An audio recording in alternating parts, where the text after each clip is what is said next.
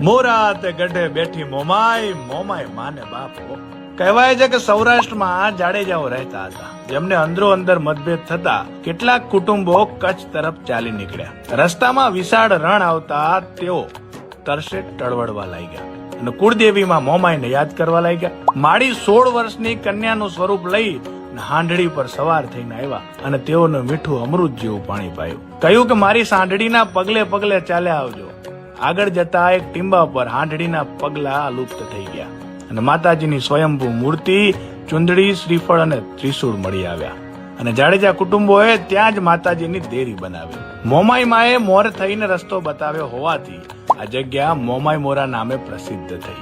હાલ મોરાગઢ પણ કહેવાય છે. મોમાઈમાં પર રબારી, ભરવાડ, જાડેજા, કારડિયા, રજપૂત, વાઢેર, પટેલ તેમજ અન્ય સમાજો અનન્ય શ્રદ્ધા ધરાવે છે અને માતાજી ઘણાના કુળદેવી પણ છે.